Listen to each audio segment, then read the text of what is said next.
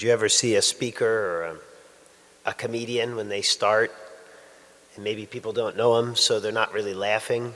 Maybe one or two people laughing, and then as he's going, and maybe or she is going, and they're picking up speed, and people are listening, and they're laughing, and they get more and more until the end, the guy could just say, read the phone book to them, and everyone would laugh, you know? And the crowd builds up and builds up and builds up. Laughter is contagious. Well, I got that kind of thought in my head as when I heard this gospel today when I was reading it, that Jesus had just finished answering several questions of the Pharisees, hoping to trick him. And of course, he was hitting them right back. And at first, you get the sense that the crowd is with the other side. And now, we know that at the end, the crowd is all with him, because it says the great crowd heard Jesus' argument with delight. They roared their approval. And so Jesus, with his answers, each answer, building the crowd, getting them to agree with him.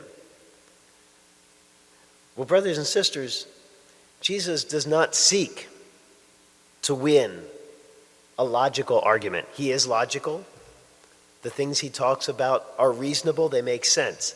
But the whole reason he came isn't to get people to agree with him. The whole reason he argues with the Pharisees and the scribes is so that the people will understand who he is and that they will listen to him.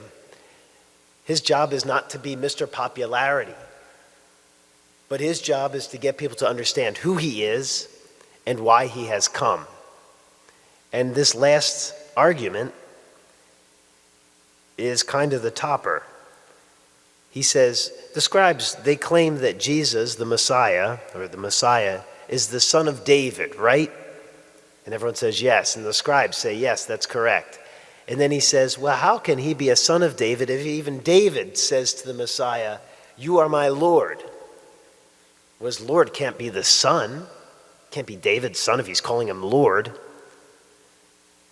Jesus is telling them, I am not the son of a man. I am the son of God the Father.